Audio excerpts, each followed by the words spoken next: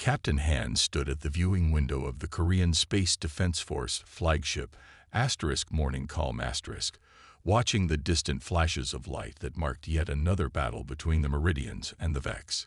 Even from this safe distance, the destruction was clear. His ship's sensors picked up the energy readings from weapons that could tear planets apart. "Captain," a soft voice called from behind him. "You should see this." Han turned to face Dr. Yuna, his chief science officer. Her usual calm expression was replaced with excitement as she held up her datapad. Her dark hair was tied back in a neat bun, and her blue uniform bore the silver stars of the science division. "What have you found?" Han asked, taking the pad from her hands. The screen showed energy readings that made his eyes widen. "Those weapons they're using," Yuna said, pointing to the spikes in the data. "They're incredibly wasteful. Look at the energy scatter pattern." Han studied the readings more carefully. After 15 years in space, he had learned to trust Yuna's insights. She had an eye for patterns that others missed. "Explain it to me in simple terms," he said. "They're using crystal-based energy weapons," Yuna said. "Ancient technology. It's like using a sledgehammer to crack a nut. 90% of the energy is just wasted." Through the window, another flash lit up space. Somewhere out there, thousands more lives were being lost in a war that had raged for over 3 centuries.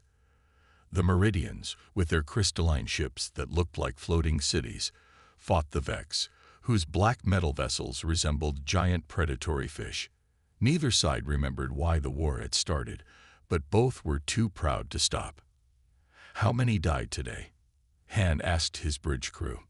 Lieutenant Da, young and sharp-eyed at his communications station, checked his screens. "Reports suggest 3 Meridian ships and 2 Vex warships, sir. Estimated casualties, 12,000. Han's jaw tightened. Earth had stayed neutral in this war, following the policy set by the United Earth government. They watched. They traded carefully with both sides, but they never interfered. It was the safe choice, the political choice. But was it the right choice? "Sir," Da called out again, his voice tense, "I'm picking up a distress signal. A civilian research vessel is caught between the battle lines." Han moved quickly to his command chair, bringing up the tactical display. The civilian ship was small, probably a private research vessel that had strayed too close to the fighting. It was marked with neutral identifiers, but in the heat of battle, neither the Meridians nor the Vex were likely to care. "How long until the nearest neutral rescue ship can reach them?" Han asked. 40 minutes, minimum," Da replied. "They don't have 40 minutes, Yuna said, studying her readings. "The weapons scatter from the battle will tear their ship apart in less than 15. Han faced a choice. The regulations were clear. Maintain neutrality at all costs. But there were 50 lives on that civilian ship. He thought of all the reports he had read, all the billions dead in this senseless war. Sometimes, he believed, you had to bend the rules to do what was right. "Plot an intercept course," Han ordered. "Maximum speed." The bridge crew snapped into action. The Morning Calm was one of the newest ships in the fleet, built with a mix of Earth technology and carefully adapted alien innovations. Its engines could match anything the warring races had, and its shields were specially designed to withstand the crystal energy weapons both sides used. As they approached the battle, Han got his first close look at the fighting. A Meridian carrier, its crystal surfaces glowing with stored energy, launched waves of fighters against a Vex dreadnought.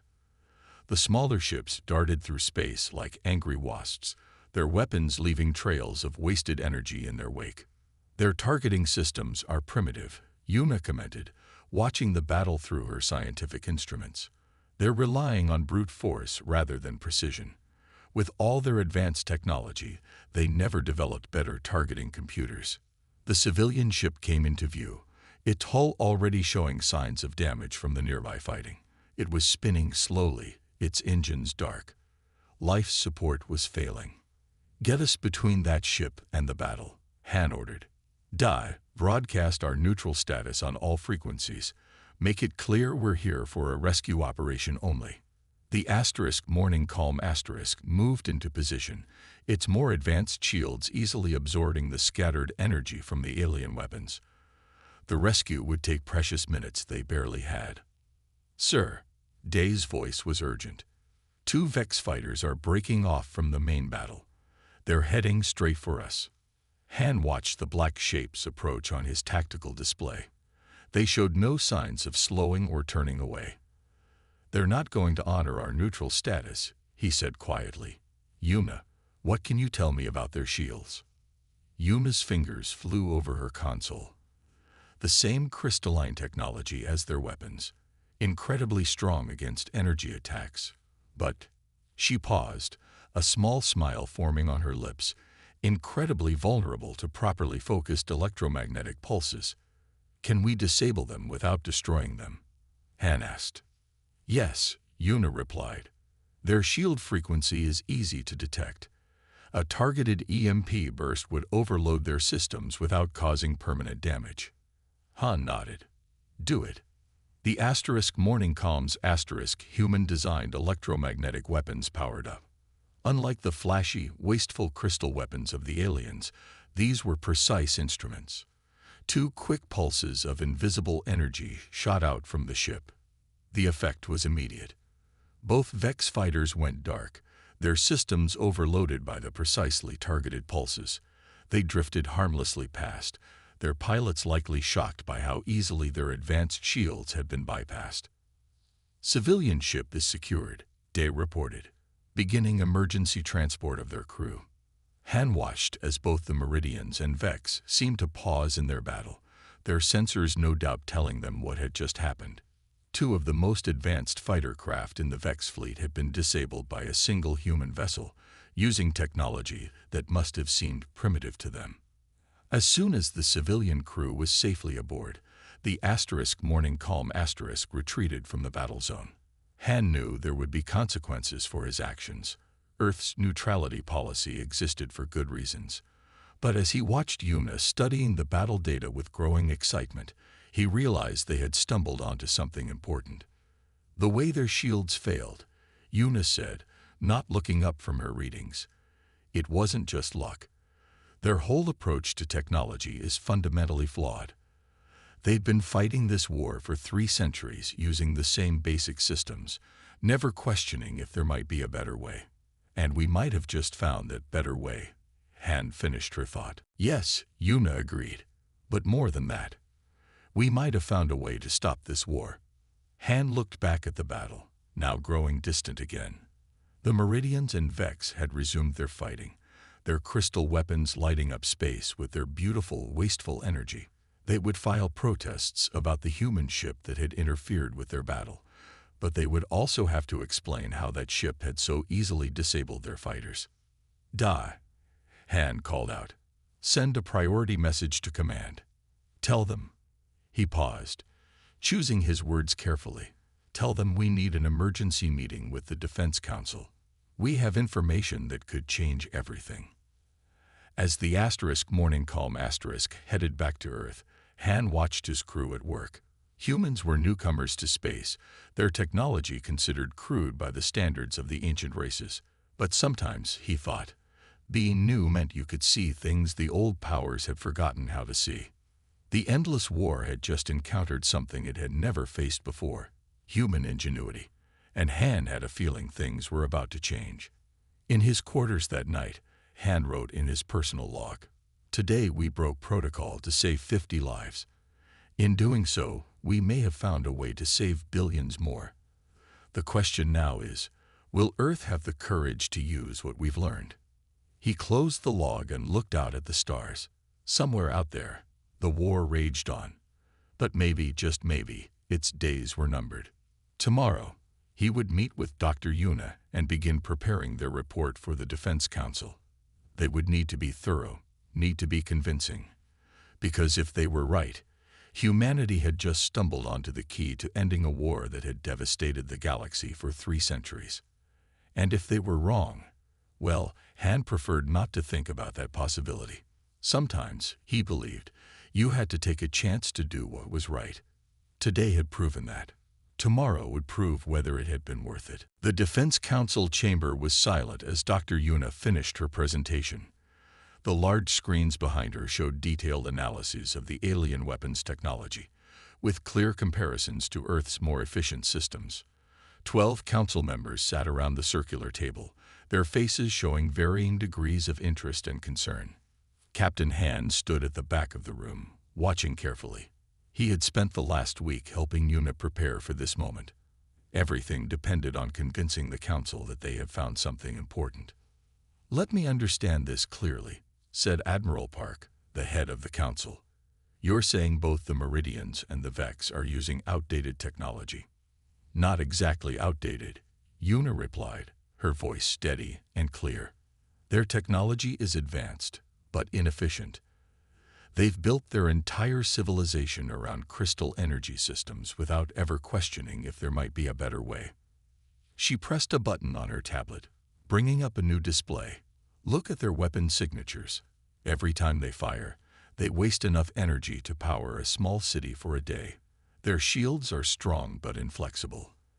And their targeting systems," she shook her head, "a human gaming computer from 50 years ago could do better." Lieutenant Da, who had been invited to the meeting as a witness, stepped forward with additional data. "We've analyzed their communication patterns too.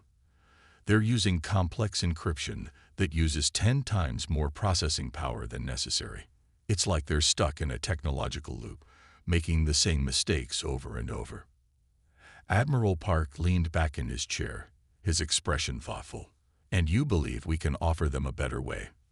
"We already have better ways," Han spoke up from the back of the room. "Our electromagnetic pulse weapons disabled their fighters without destroying them. Our shields might not be as powerful, but they're more adaptable. Our targeting computers are more precise. We've had to be creative because we're younger, had to find smart solutions because we couldn't match their raw power." The council members murmured among themselves. Han could see the debate forming. Should Earth maintain its neutrality or take a more active role in galactic affairs? Captain Han, a younger council member named Kim, spoke up. "Your report mentions you violated the neutrality protocol to rescue a civilian ship. Do you understand the risks you took?" "Yes," Han replied simply. "I also understand the risks of doing nothing.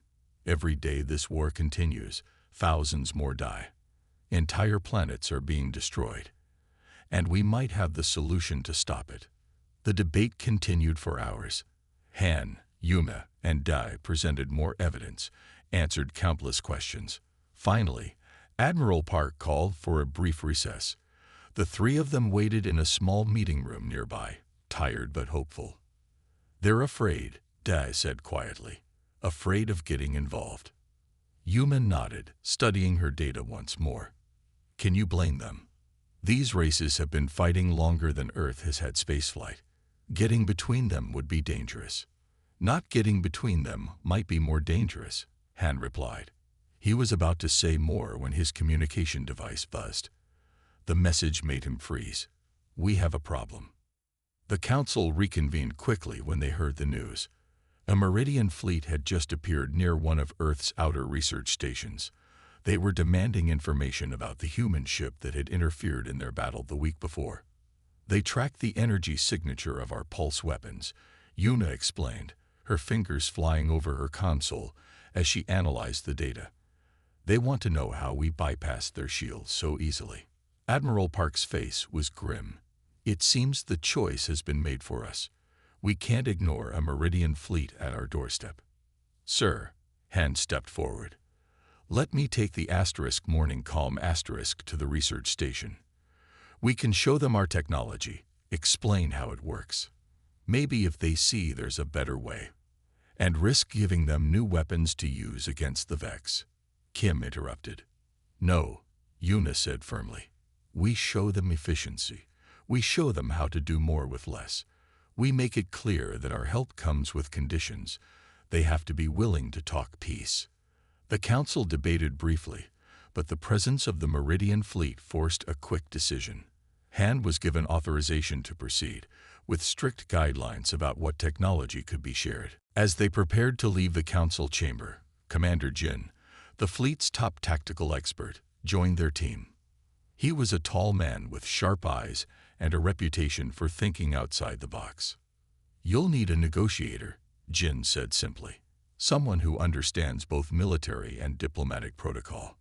The Morning Calm departed Earth within the hour. Its crew expanded to include some of Earth's best scientists and engineers. They spent the journey preparing demonstrations and drafting proposals. The key, Yuna explained during one planning session, is to show them something they can't ignore. Their entire society is built around crystal energy technology. We need to prove there are other ways, better ways. Jin nodded, studying the tactical displays. "We also need to be careful. The Meridians are proud. We can't make them feel inferior or threatened." "What about the Vexed?" Dai asked. "Won't they see this as us taking sides?" "That's why we need to be ready to share with both sides," Han said. "Equal access to better technology, but only if they're willing to talk peace." They arrived at the research station to find 3 massive Meridian ships waiting. The crystalline vessels dwarfed the Morning Calm, their surfaces glowing with stored energy. Dai opened a communication channel. The Meridian commander appeared on their screen, his crystalline armor glinting. "Human vessel," he said in the formal tones of his people. "You have technology that defeated our best shields." "Explain." Han stepped forward. "We have better ways of doing many things," he said carefully. "We're willing to share our knowledge, but first, we need to talk about peace." The Meridian commander's expression shifted to one of surprise. "Peace. This war has raged for centuries. It cannot simply end." "Why not?" Yuna asked, joining Han on screen. "Because you've been fighting so long you've forgotten how to stop. Because you're using so much power you can't see how much you're wasting." She transmitted a simple data packet to the Meridian ship. "Look at these readings. Your weapons waste 90% of their energy. Your shields are powerful but inflexible. We can show you how to be better, more efficient, both you and the Vex." The Meridian commander studied the data, his expression unreadable. Finally, he spoke. "You would share this knowledge with our enemies as well." "Yes," Han said firmly. "Because this isn't about taking sides. It's about ending a war that's destroyed too much for too long." There was a long pause. The Meridian ship's energy readings fluctuated as they presumably discussed among themselves. Finally, the commander spoke again. "We will. Consider your words. But first, show us how you defeated our shields. Prove that your way is better." Han looked at his team. They had prepared for this moment, had dozens of demonstrations ready. But they all knew this was just the beginning. Getting the Meridians to listen was one thing. Getting them to change, to actually work for peace, that would be much harder. "Prepare the demonstration," Han ordered. "And start composing a message to the Vex. They need to know we're offering this to both sides." As his crew moved to their stations, Han watched the massive Meridian ships through the viewing window. They represented centuries of tradition, of doing things one way because that's how they'd always been done. Change wouldn't come easily.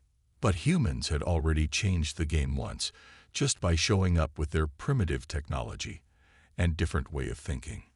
Now they had a chance to change it again, this time for the better. "Ready for demonstration," Yuna reported. Han nodded.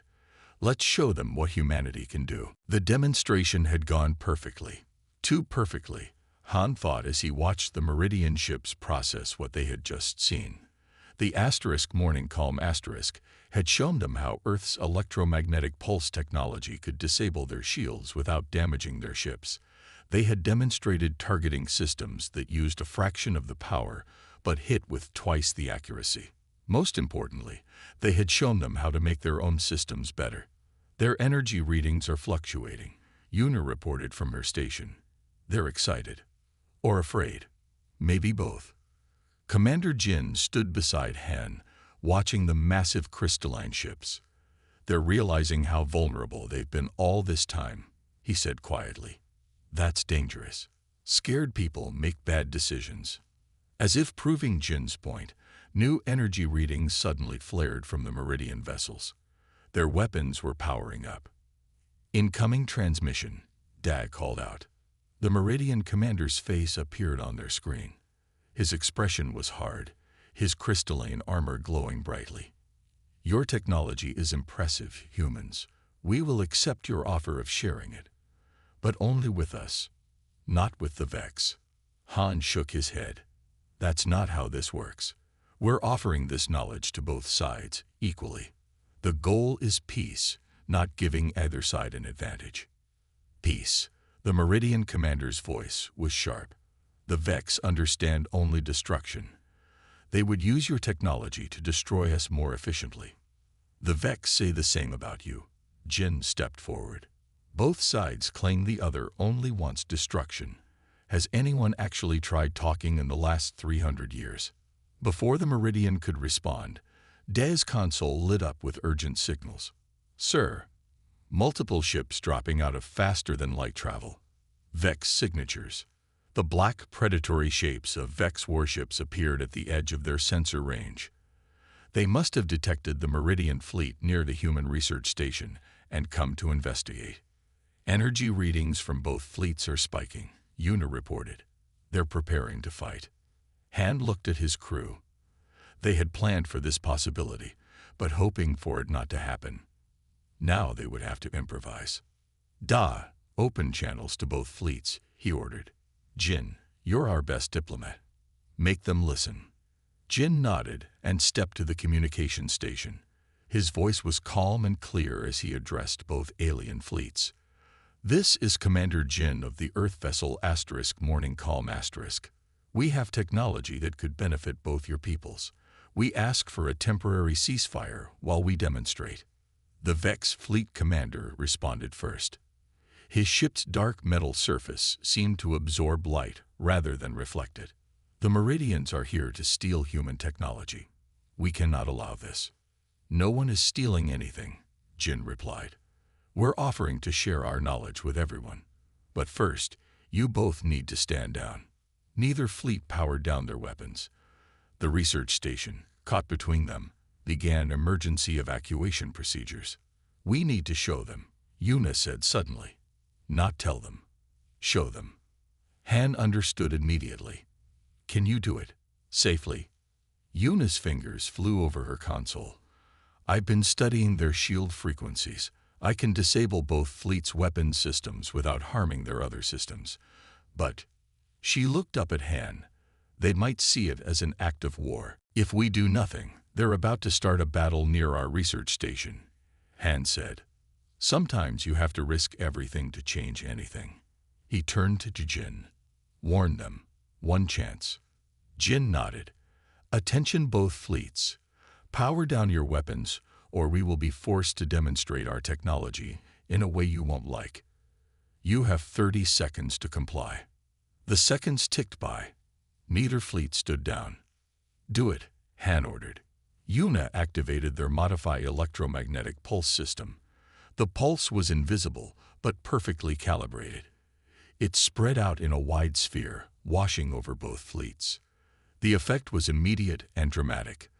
The crystal weapons of the Meridian ships went dark. The energy weapons of the Vex fleet powered down. Both fleets hung in space, their most powerful offensive systems completely disabled. Their shields and life support are unaffected, Yuna reported, just like we planned. They're perfectly safe, just unable to fight. The bridge was silent as they waited for the reaction. It came simultaneously from both fleets. How? Demanded the Meridian commander. How did such a simple pulse defeat our most advanced systems? The Vex commander's voice held a note of surprise that bordered on respect. One human ship disabled 2 fleets without firing a shot. Jin smiled slightly. Actually, we did fire a shot. You just couldn't see it.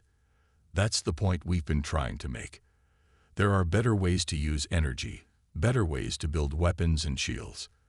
And we're willing to share this knowledge with both of you.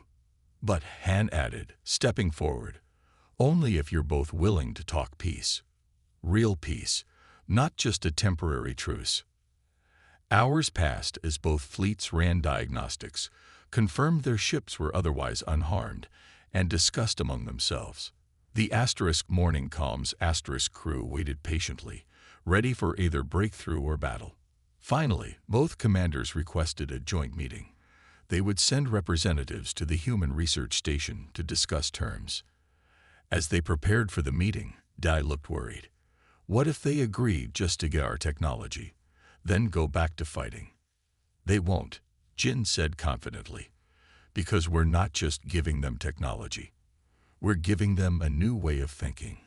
Once they start questioning their old methods, they'll question everything else too. The meeting room on the research station was large enough for all parties, but still felt crowded with a mix of humans, crystalline armored Meridians, and black-suited Vex representatives. The air was tense, but not hostile. Yuna led the technical presentation, showing both sides exactly how Earth's technology worked. She explained the principles in simple terms, helping them understand not just the how but the why. Your crystal energy systems are powerful, she explained, but they're like using a sledgehammer to drive a nail. Our electromagnetic systems are like using a proper hammer. Less power, better results. The aliens asked questions, many questions, some technical, some philosophical. How had humans developed such different technology? Why hadn't they chosen to use crystal energy when they discovered it? Because we had to think differently, Han answered. We couldn't match your power, so we had to be smarter about how we used what we had. Sometimes limitations breed innovation. As the meeting continued, something unexpected happened. The Meridian and Vex representatives began asking each other questions, comparing notes about their systems. Centuries of war had prevented this kind of technical exchange. Now, faced with a completely different approach, they were suddenly curious about each other's methods. They're starting to see it, Jin whispered to Han. The real waste wasn't just in their technology. It was in fighting for so long they forgot how to do anything else. Han nodded, watching as former enemies began drawing diagrams together, discussing possible improvements to their systems. It wasn't peace yet, but it was a start. As the day ended, both fleet commanders agreed to a temporary ceasefire while they studied Earth's technology. More importantly, they agreed to continue talking to each other. Back on the morning calm Han wrote in his log, "Today we showed two ancient races that sometimes the best way forward is to admit your way isn't working. It's too early to say if this will lead to lasting peace, but for the first time in centuries, they're talking instead of shooting. Sometimes that's all the change you need to start with." He looked out at the now quiet fleets of both races, their weapons still disabled by the human pulse. Tomorrow they would teach them how to reactivate their systems, how to make them better. But tonight, there was peace in this small corner of space. And maybe, just maybe, that peace would spread. 3 months had passed since the confrontation at the research station. Captain Han stood in the newly built Galactic Peace Center in Seoul, watching representatives from Earth, the Meridian Empire, and the Vex Confederation file into the main conference room. The building itself was a symbol of change, designed with a mix of all three cultures' architecture. Crystal spires merged with black metal curves and clean human lines. "It's really happening," Dad said, standing beside him. The young lieutenant had earned a promotion for his role in the peace process. "Sometimes I still can't believe it." Han understood the feeling. The changes of the past 3 months had happened faster than anyone expected. Once the Meridians and Vex began talking, centuries of assumptions had started falling apart. Dr. Yuna approached them, carrying her ever-present datapad. She had become something of a celebrity among both alien races for her clear explanations of human technology. "The latest efficiency reports are amazing," she said, showing them the screen. "Both sides have reduced their energy waste by 60% just by adopting our basic improvements. And that's just the beginning," Commander Jin added, joining their group. He had spent the past months shuttling between all three races, helping build trust and understanding. Wait until they finish incorporating our targeting systems. The conference room was filling up quickly. Unlike the tense first meetings, there was now a buzz of conversation between members of all three races. Han saw a Meridian engineer showing a Vex scientist something on a data pad, both of them nodding enthusiastically. "It's time," Jin said. "The final peace treaty signing." They took their places as Admiral Park stepped up to the podium. The old admiral had been skeptical at first, but now he was one of the strongest supporters of the peace process. 3 months ago, Park began, we showed our galactic neighbors a better way to use their technology. But what we really showed them was a better way to solve problems. He looked around the room. Today, we make it official. Not just peace between the Meridians and Vex, but a new alliance between all three of our peoples. The treaty was more than just a peace agreement. It established regular technological exchanges, joint research projects, and a council to prevent future conflicts. Most importantly, it included protections for developing civilizations, ensuring no other races would suffer as many had during the Long War. As the leaders of each race signed the document, Han thought back to that first encounter near the battlefield. One simple decision to save a civilian ship had led to all of this. After the signing, there was a celebration. Han watched as humans, Meridians, and Vex mingled freely. Yuna was surrounded by alien scientists, all eagerly discussing new ideas for improving their technology. Jin was deep in conversation with military leaders from both races, probably already planning joint defense exercises. "Captain Han," a familiar voice called. It was the Meridian commander from the research station confrontation. His crystal armor was now decorated with new symbols of peace. "I owed you an apology." "For what?" Han asked. "For doubting you that day. For thinking we had to keep our old ways." The commander's expression was humble. "We thought we were so advanced, but we couldn't see how much we had stagnated. Your people showed us that true advancement comes from questioning everything, from being willing to change." A Vex leader joined them, his black uniform now bearing similar peace symbols. "We were trapped," he added, "fighting the same war with the same weapons, generation after generation. It took an outside perspective to show us how foolish we had been." Han nodded. Sometimes the simplest solutions are the hardest to see when you're too close to the problem. Later that evening, the celebration moved to the building's roof garden. The night sky was clear, stars shining brightly above. Han found a quiet spot away from the crowds, thinking about how much had changed. Yuna found him there. "The Meridian Science Council wants me to help establish a new research center," she said. "A place where all three races can work together. They want to call it the Innovation Institute." "You should do it," Han replied. "Keep showing them new ways to think." "What about you?" she asked. "The Vex offered you command of their first joint training program." Han smiled. "I think I'll stay with the Morning Call for now. There are still parts of the galaxy that need help, other races that might benefit from a different perspective." They were interrupted by excited calls from the party. Everyone was gathering at the garden's edge, pointing at the sky. A ship was rising from the Seoul spaceport, the first joint construction of all three races. Its design combined the best aspects of each civilization. Meridian crystal technology made more efficient by human innovation. Vex engineering improved by human targeting systems, all of it working together in perfect harmony. "Beautiful, isn't it?" Jin said, joining them. "First of a whole new fleet. Not for war, but for exploration."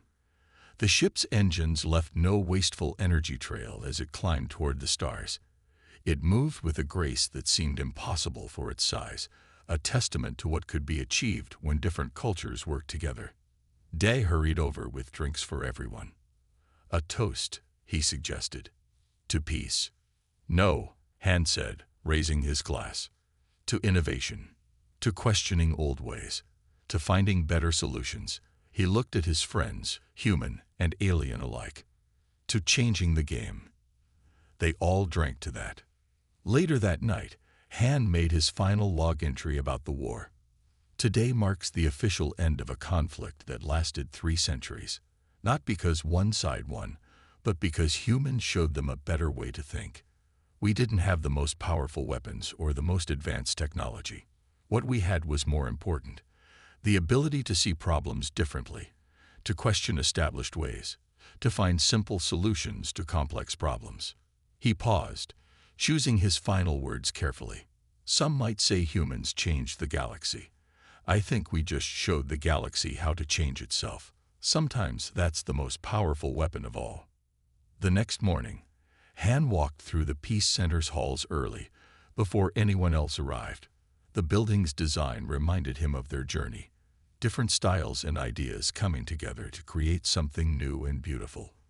Through the windows, he could see ships from all 3 races moving peacefully through the sky, their designs already starting to blend together as they adopted the best of each culture's technology. A message from Admiral Park was waiting on his computer. New orders. There were reports of another ancient conflict on the other side of the galaxy. 2 races fighting over resources, stuck in old patterns of thinking. Han smiled as he read the orders.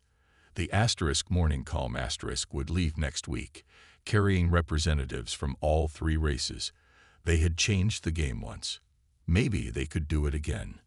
After all, that's what humans did best: finding new ways to solve old problems.